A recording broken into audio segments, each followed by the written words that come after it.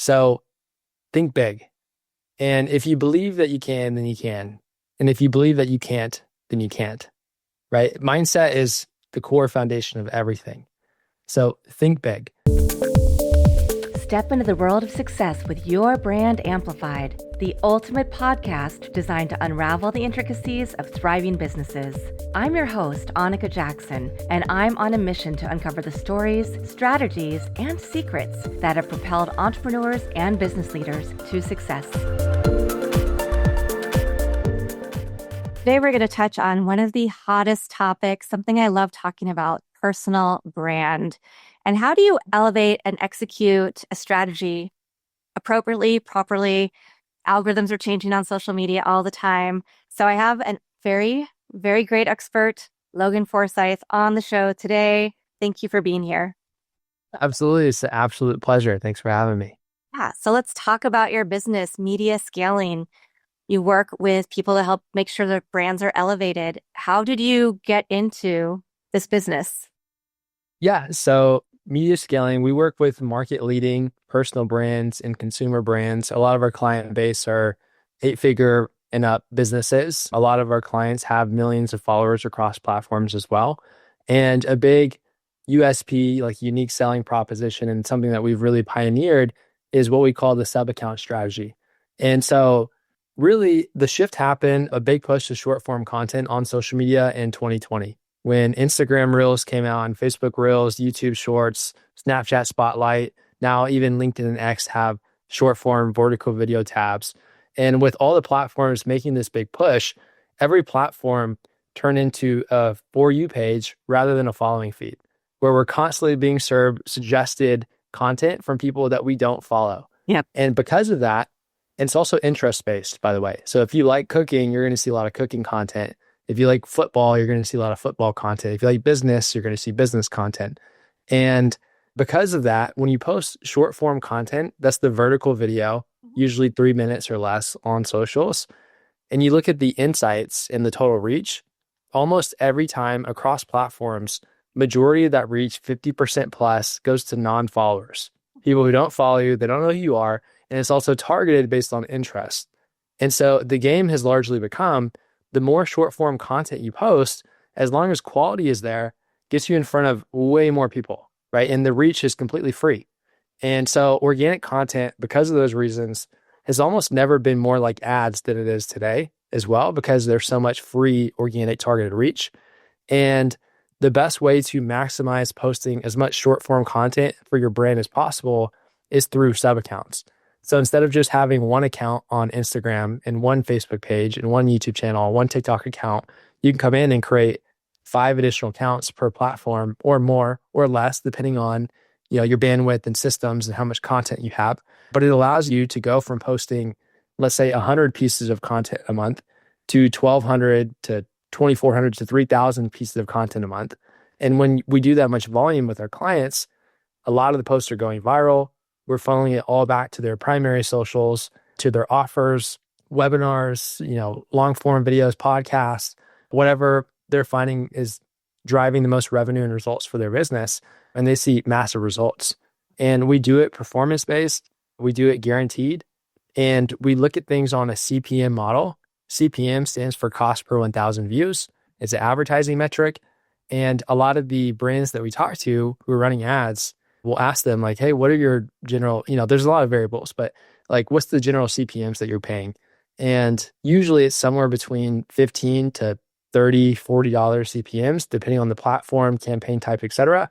But with what we're doing on the organic short form content side, clients are paying anywhere from 20 cents to $3 CPMs and everything in between. Wow. So it's not apples to apples, but it's still a massive arbitrage.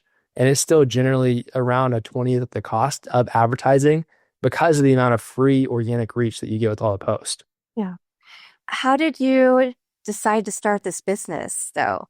Did you hack the algorithm for yourself? And then you said, wait a minute, I'm onto something here. Yeah. So I realized I went on a ramble. It's okay. Answer your initial question. No, that was awesome because I will say that this is something that I do teach with my students at USC. Well, we're always talking about how to hack the algorithm, how it's changing, like different techniques. And it's too bad that this section of the class just ended because this would be an excellent episode for them to listen to. So I'm going to send it to them anyway, but Awesome. Yeah. So the reason I preface that as well is to get into the backstory of how we started it. But I've been in the digital marketing space for 10 years now. And then I have a co-founder with Media Scaling. His name is Spencer Murphy. We grew up together. We've known each other since we were 10 years old, best friends, through school, roommates after high school. And both of us just came up in the digital marketing space, constantly investing in programs and education, business events, masterminds, learning how to do all this, building our network. And then we each ended up working with large personal brands with people who had millions of followers and subscribers across platforms and really driving a lot more growth for them. And then in 2022, my partner Spencer was working internally for someone named Iman Gadzhi, who now has a really large following across platforms, probably somewhere around 13, 14 million people collectively. And they launched the sub account network internally for Iman in July of 2022. In the first 4 months, Iman's YouTube channel grew from 340,000 subscribers to 3.5 million subscribers. Or I'm sorry, that was in the first year. But in the first 4 months, the sub account network generated 449 million views across the board. And there's a very clear, massive inflection point of his brand growth across all platforms as soon as the sub account strategy was launched with him. So Spencer was staying with me at my home in LA and telling me about what they were doing. And I was in a transition phase of my career as well. He was wanting to go out and start an agency and, do his own thing. And I couldn't believe the numbers he was telling me, like 449 million views. The Super Bowl gets 98 million viewers at its peak. And advertisers will pay $6 to $8 million for a 30-second ad placement. So I knew there was massive value there and came up with the idea of packaging it up, commercializing it, taking it to market and doing it for top brands who already have larger followings. Now we work with brands who are just getting started and growing their following as well and everything in between. But that was really the beginning of Media Scaling. We launched in officially the end of February in 2023. And in the first 2 years, we generated over 5 billion views. We gained our clients more than 24 million followers. We grew to a team of over 100 people. We've won numerous global, national social media awards. It's been a really fun journey. Yeah, it's been a wild ride just in that amount of time, that short amount of time. Yeah, it's been crazy. More growth than expected. I'm sure. And how did you scale up your business appropriately for that growth? Because now you said you have over 100 people on your team.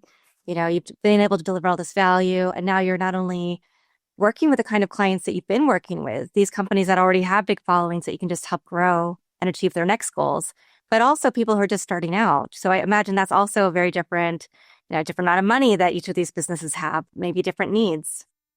Probably. Yeah. We're a fully remote company. And so across the 100 people, we're also it's a labor intensive service. In order to do this, a lot of people ask like, hey, can you just repost, content across accounts? And the answer is no, that doesn't work. The content needs to be unique. And so when we're fulfilling our service with client partners, we have a team of usually somewhere between 10 to 20 people. Some people fully dedicated, other people are fractionally dedicated across clients. But regardless, it requires a large team size to fulfill on our service, which has been a big part of why we've grown to such a large team in such a short time. And then how we've handled that is just one, amazing people. We've gotten really, really good at recruiting and training at this point. We have a HR division who's constantly hiring for every role. We have bulk of our company is somewhere between 40 to 50 editors. We have around 20-ish social media managers. We have data analysts, clips coordinator. We have full upper management, and we're building out our executive team now with director of operations, director of HR, creative director, director of sales, so on and so forth. And we've gotten just really good at recruiting, coming up with compensation structures to bring in the best talent and make sure that they're retained and excited and have, upside through all their performance. A lot of the time we're brainstorming with ChatGPT on coming up with comp structures for roles, and it's been a huge partner as well. And then we have, training systems and onboarding systems that are mapped out day by day, hour by hour for new roles coming into play. That way we can very efficiently onboard and launch with new team members, new clients. If someone's not performing to our standards, we can identify that and, make a replacement before they go live on client accounts to maintain top quality with us scaling very quickly. And then we have great systems across the board too. And all of our positions, we have KPIs, key performance indicators lined up for what every role needs to do. I think that's really important when you're running a remote company because it's not about just clocking in, clocking out and time input because not everyone's in an office together. And so we value more than anything else is results. And we have KPIs lined up. That way we know it's like, okay, if someone is able to meet their KPIs and they still have full flexibility and want to live their life and, work these hours or whatever, but they're still meeting results, that's totally fine to us as long as KPIs are met. And so that's how we're able to manage the team and make sure people aren't saying they're working and they're not, right? Across the board. Yeah. And that's, I think, what you're getting at is the future of work. So giving people opportunity to be a little flexible as long as they still deliver the results that we're expecting. Yeah. It's a constant debate. And I totally see the value of working in person. I worked out of an office for multiple years as well before starting media scaling. And so I've done both. And I do feel there's a lot more collaboration and creativity that comes from being in just the same building with people. And a lot of conversations come out of it that otherwise would not have.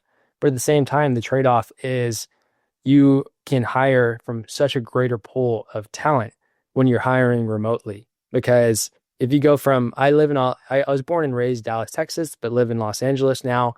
If I'm hiring for someone in the LA area, the pool of people for that specific role is significantly smaller versus if I'm hiring nationwide or even globally for that role. And we'll make a job ad that will get locally, let's say, 3-4 applicants a day versus that same job ad nationally or globally could bring in literally 100 plus applicants per day. And so it's just massive arbitrage of finding the best people. And so that's kind of the trade of, in person versus remote. Yeah. I want to hear about your process because you said you have pretty large teams to make sure that you can be successful in implementing all of the strategies for a client. So what does that onboarding process look like?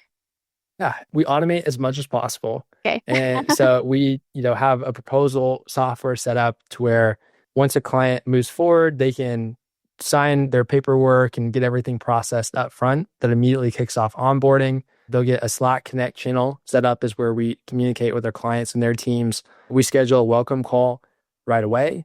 And then on that welcome call, we're putting together a brand identity. We have an onboarding form that's sent out to them so that they fill out, make sure all those steps are in place.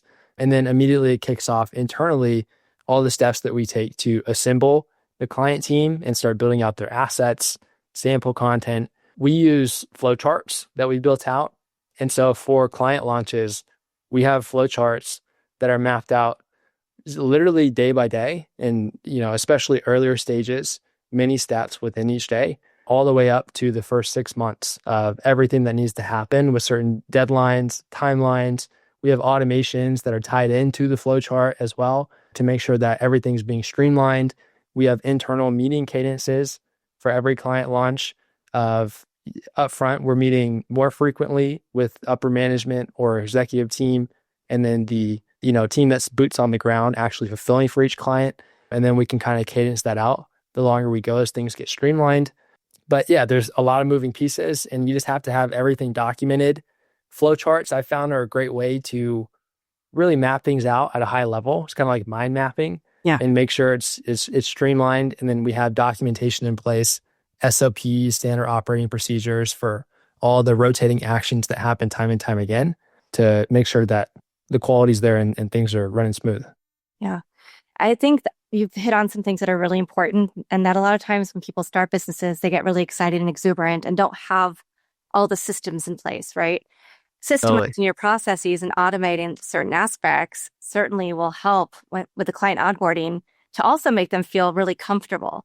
When it comes to the content, are you a thought partner with the brand or the persona?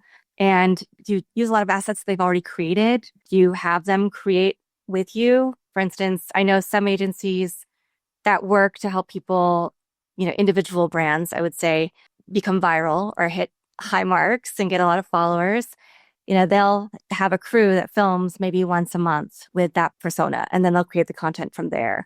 So I know there's a lot of different ways to skin a cat. So I'm just wondering, what does that look like for your business? Yeah, definitely. Great question. Two ways to simplify it is one big pillar is really like virality or content engineering, and the Mm, other is content distribution. And so on the engineering side, that comes down to the strategy and the production, and I'd say post-production editing as well, but filming the content, creating the content. And we handle all of those aspects with our clients. So we play a big part in strategy. We're constantly sending them over shot list. We're studying what content is working the best out there, sending them ideas for new types of content on top of exact video hooks they can use. And we're even fully scripting out videos for clients. We'll also have script outlines as well. And then a lot of our clients, it depends on the size that they're starting at, right? If we're working with, let's say, a personal brand who already has 1 million+ followers, they already have a full content team. They've already been filming usually for years at that point. And we'll go in and really amplify, repurpose a lot of their existing content, chop up their long form videos into short form. And there's a lot of ways that we can get creative of filming new hooks for videos, like adding new editing on top. There's so many video styles as well that can be done just through editing to really maximize the views that we're getting for the clients. A lot of brands out there, they are getting a small fraction of the views that they otherwise could from their content by implementing all these systems and processes that we do. And then we're also, again, helping them on the strategy side. So if they're a newer brand, then we need to work with them to film new content ongoing if they're a personal brand. For consumer brands, we are also building really like armies, but larger communities of UGC creators and influencers to create content on their behalf. If it's not a personal brand where it's like the founder or a creator who's, in front of the camera. And so that's where it doesn't require any of their time input and we can handle everything A to Z. And then we're also now, we've seen huge leaps and bounds in this, especially over the last 4 months, starting to test out more of like AI clone avatars and just like AI creator UGC generated content as well. And it's getting to the point to where you can hardly tell. And so that's making things much more scalable also for clients and brands. We're still at early stages of it, but I think we're starting to see a lot of positive signs and momentum there to where over the next, really the remainder of this year, the next 6 months, it's going to become a bigger and bigger pillar of what we're doing for different brands. Yeah, that was my next question. So it's a perfect segue because I love looking into different tools. I know that there's Synthesia, there's Delphi, there's all these different tools that you can use to create avatars. Some have better voice than others. And then, of course, there are people who are like, oh, I can just replace my whole content strategy with AI. That is a whole other can of worms. That may or may not be great strategy.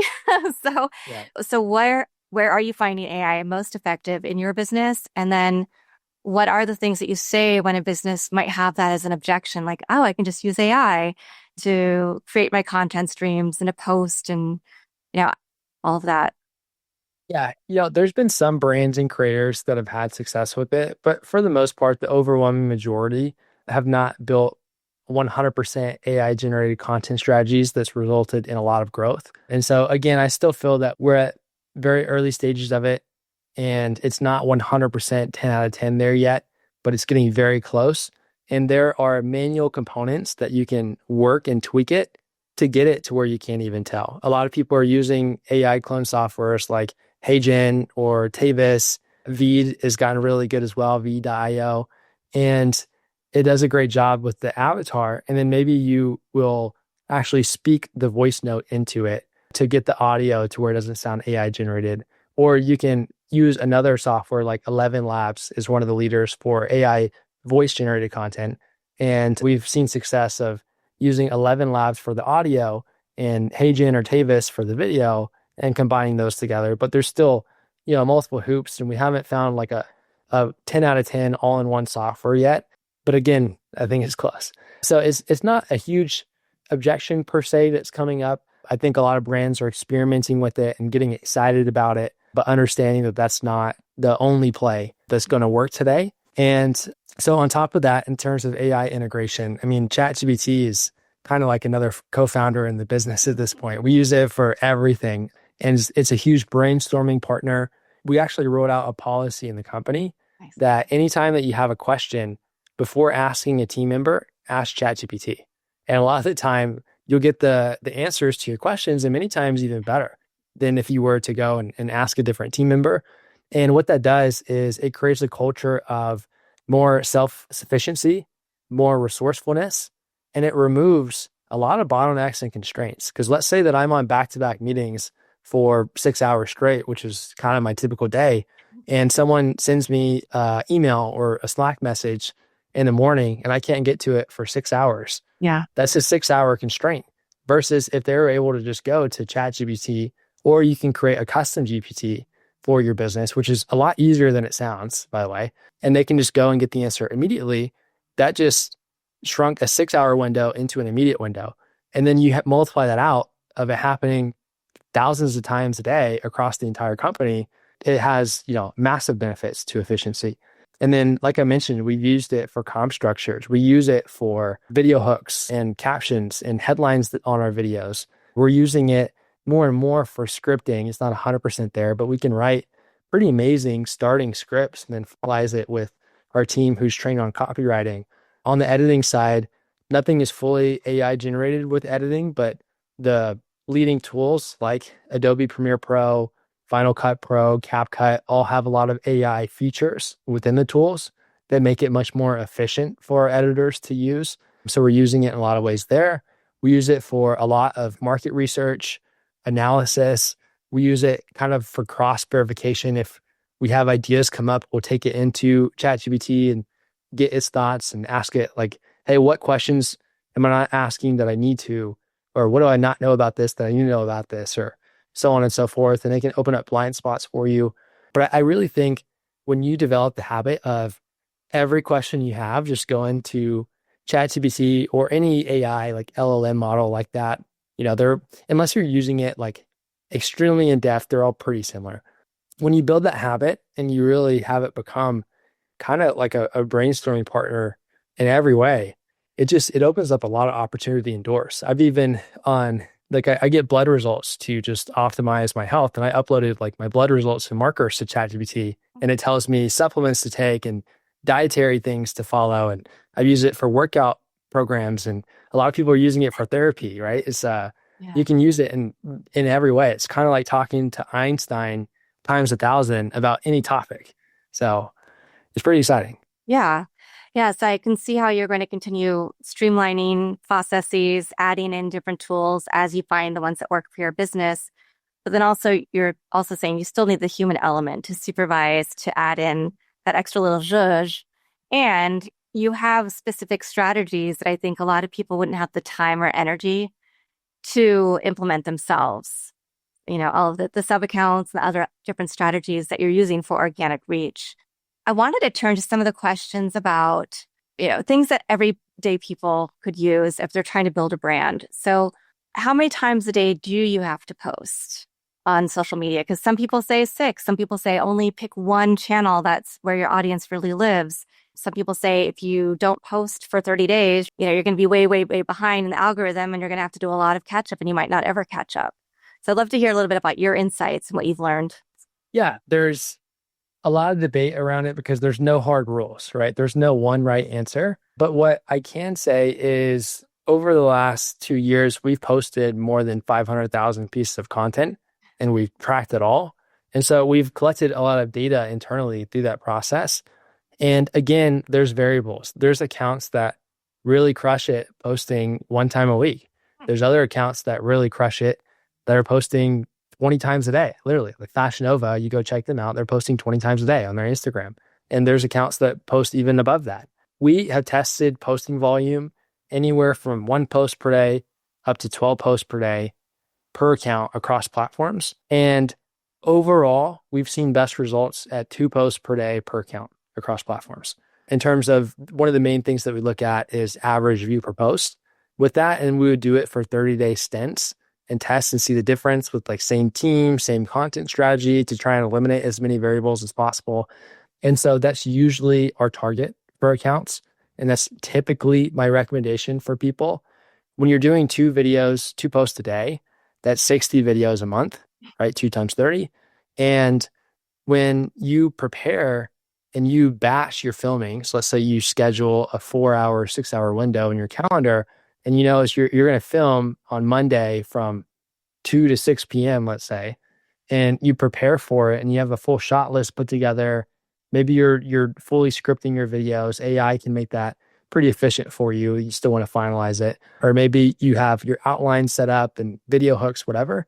You can knock out 60 videos in one filming session. Or maybe you do 2 filming sessions in a month to make it sustainable for you.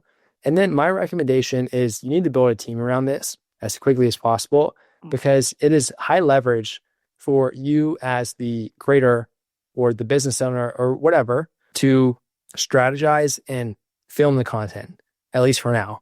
AI, maybe you can fully be your clone in another 6 to 12 months. But for now, that's high leverage. That's largely where your time should go. And it's low leverage to do the editing and to do the account management and actually post the content, because those are pretty cheap to outsource when you know what to do and where to go. For editing and for account management, you should look globally for your team.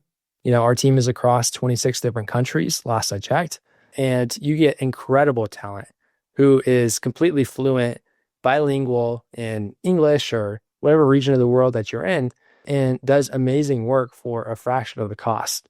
And they don't need to be local to you. And so that's a way that as a business owner, you can start to outsource those components for, let's call it, around $1,000 a month at a base level to really do this at scale. Because if you're trying to do everything and post twice a day, not just on one account, but across platforms, and you're filming, you're strategizing, you're doing the editing, you're doing the posting, that's where people will hit burnout and it's just not consistent for them. But upfront, you can also still audit, like you can batch it all. So maybe if you're by yourself, you're solo, aim for 30 videos a month. You can do that in one filming session. And then from there, like tools like Captions AI and CapCut and Submagic.co have made it so efficient to have pretty good editing, like within minutes. And so you can take those 30 videos, upload it to one of these tools. It will make it, look pretty nice overall. And then use a scheduling third-party tool like a Sprout Social or a later.com, and you can schedule them out for the month. Now, that's not what I recommend for optimal top-level results. We have data that shows, like, we've seen better results and improvement when we natively post in platforms versus using a third-party scheduling tool. But using a third-party scheduling tool is better than posting nothing, right? It's better than nothing. And so if you're by yourself, solopreneur, like, do what you can and then build up to having a team and doing those optimizations over time. But I would say there's no excuses if you prioritize it. Yeah. Yeah. Fantastic. What about, okay, this is a strategy that I think we still get DMs from people who are claiming that they're going to boost your account and get you all these followers and blah, blah, blah. And that's something that we definitely saw more a decade plus ago. And probably a lot of people use those. So, even on my own account, like I tried to change it to a business account, and then I was like, no, this is my personal audience, and that's what they're used to seeing, right? But then you sometimes go through and you try to get rid of people that you don't think are real people, and then you just see more people pop up. Whether or not you fell prey to one of those strategies, in quotes, right, or not, I think there's still a lot of bots and a lot of other things and questions about follower count and true engagement. So I'd love to hear a little bit about your thoughts on that. Yeah, I'm glad you brought it up. Absolutely never do that. Don't boost engagement. Don't buy followers. Don't do the paid shout outs. It's completely vanity metrics, right? And people who know the game can see through it pretty much immediately. If I can go to anyone's account, if they're boosting their views and comments and followers, you can go and look. If there's high views and no comments, they're boosting the views. Or if there's high views and high comments, but you go and all the comments are very meaningless and just emojis and it's like, oh, great video and whatever, they're boosting the comments. And if they have a big following and their engagement is very low, they bought their following. Like you can see through it. It does nothing for you from a business sense. And I talk to business owners. That's, our client base, that's who we work with. there is a different approach sometimes when you're a creator and you're more so monetizing through AdSense and brand deals. And when I say different approach, I don't mean you should never buy followers, but more so like the goal of your content, right? Mhm. For them, they want to become as big as possible. And it's a little bit of a different approach. When you're a business, you want to drive leads and sales and conversions through your audience. But regardless, I'd say the only time that you should ever consider buying following is if it's like for, mainly if you're a guy and it's like dating, guys will like have buy a following. That's kind of like their Tinder profile on Oh my Instagram, gosh. right? I've never even heard of that. That's funny. Yeah. So that's the only time it's like, all right, if you're just never going to use that account for any other purpose, then sure. It's like there's quote unquote social proof, but it's still fake. And outside of that, it's vanity metrics. It doesn't do anything for you. And it actually hurts your account. It's like you're digging a hole that now is much harder to dig out of versus if you do everything fully organic. Yeah. And thank you for that. Because I think that's, a lot of people still get caught up in wanting to take the easy way out. But what you're saying is in the long run, it's really going to hurt. It's not going to help get you the right followers and reach the right audience, the ones that truly will engage with your content, become a customer, a follower, a fan, whatever the case may be. Yeah. What The about, reason it hurts, sorry to jump in, is because no. it really tanks the engagement rate of your account. When you look at, let's say, following size versus engagement metrics on your posts, and you buy a following and your engagement metrics are still down here, you have a very low engagement rate. And the algorithm across platforms pays attention to that. And therefore, your content gets served to less people. And so people then try and make up for it. If they buy a following, they're like, well, now I don't have any views. So I got to start buying views. And then they buy views and they're like, there's no comments. So I got to start buying comments. Now everything is fake. It's all botted. The platforms still see through it. They're not serving your content to real people. And then you're just like kind of just spending this money ongoing Yeah. when it's not making you any money. It's just all completely, again, vanity metrics. Yeah. Interesting. Talk to us about hashtags. Because a lot of people. Hashtags matter way less than they used to. Back, I would say leading up before 2020, hashtags still help categorize your content. And sure, there's still some level of views that come from it, but every algorithm has gotten very good at this point. They know what you're talking about in your content without using hashtags. And so, it was really largely used for a categorization tool. Now that matters much less. The platforms don't put nearly as much emphasis on it as they used to, because it knows the transcript, it knows what you're saying, and even the tone, the vibe, the pacing of what's happening in the video, who's in the video, what you're talking about. And so it's just gotten way smarter at serving your content to the right people. So, it's not a magic code for you. And I would put a lot more emphasis of just creating great content versus coming up with the perfect hashtag strategy, right? Like the hashtag strategy is a low leverage place to put your time, attention, and focus. Great quality content is a high leverage place to put your time, attention, and focus. Inside of the company, videos go viral every single day. Not exaggerating. Viral being defined as 1 million plus views. And almost always, like, we don't use a ton of hashtags. We've had just countless videos go really viral with no hashtags. Well, so it's definitely not required. Yeah. And these are all good things. I think that anybody listening who wants to start or revamp their strategy on social can use as tools. At what level does somebody need to be to become a client and to work with you, whether it's, say, on YouTube or whether it's for their social media? And they're like, this sounds like a really great strategy. It's something I haven't tried. What I'm doing isn't working. Yeah, definitely. For the most part, we work with clients in a variety of ways. So if we're building out a full network of sub accounts and doing things top level, most of our clients are, $5-10 million plus per year businesses that are tied to their socials and then personal brands or consumer brands. If your business is doing somewhere between 1 to 10 million a year, we have services to where we can do things on a lower level, or we have gotten very good at writing out scripts that are very effective at providing a lot of value and making sure that it's tactical and actionable. And so it still gets views and grows your brand. But then we add CTAs, calls to action, towards the end of the videos as well. And we'll integrate mini chat for Facebook and Instagram. Mini chat is when you see comment the XYZ keyword below or DM me this keyword, and then it automates DMing. It's coming on TikTok. They've been teasing it for a while now and it's still not here yet. So I'm hoping it comes soon, but it is coming there. And we'll integrate mini chat for Instagram and Facebook.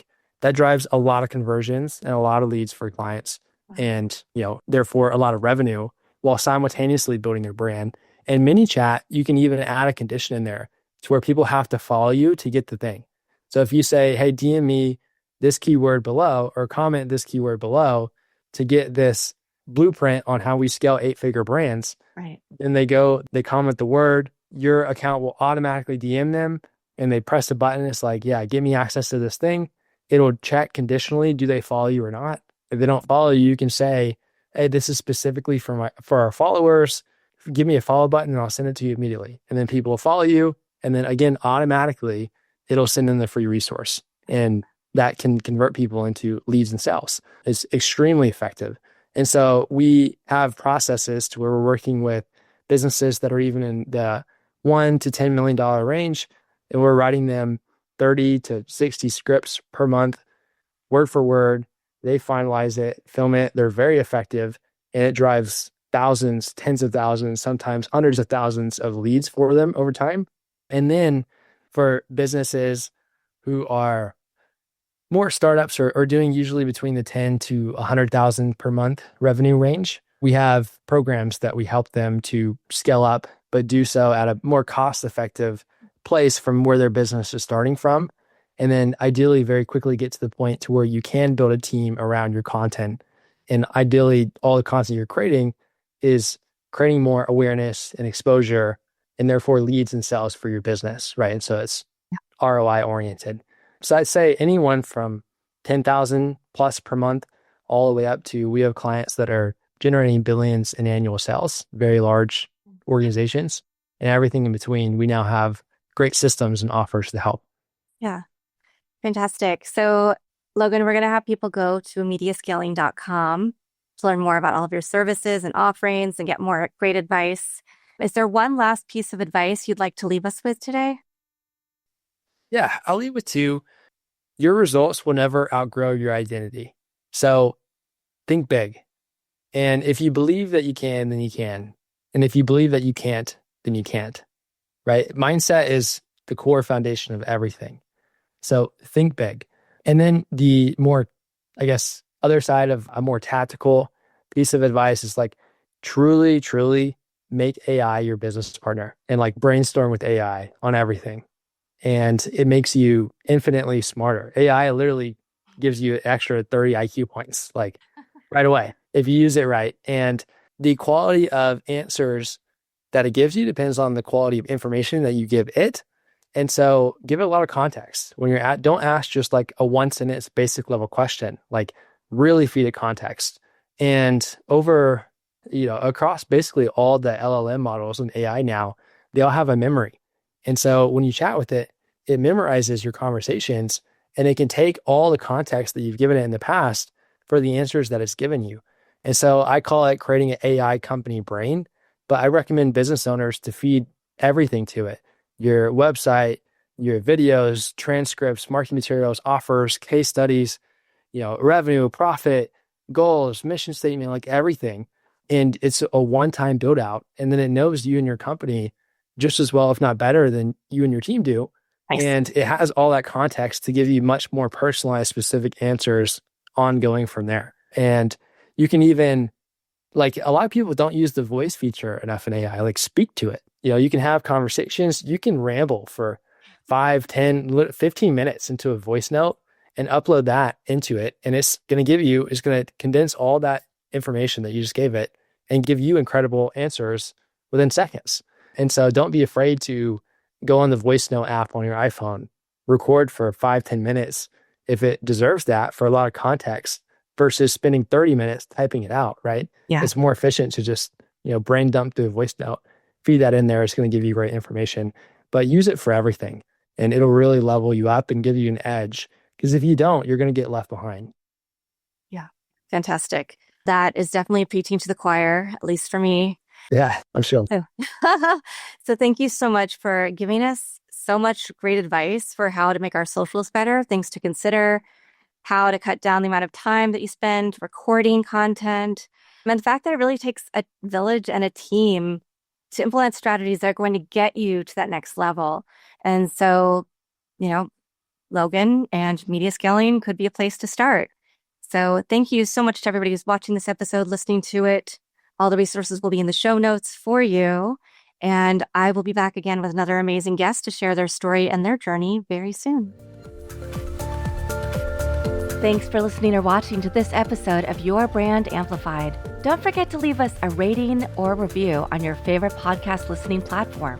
And if you want to learn more, check us out at yourbrandamplified.com.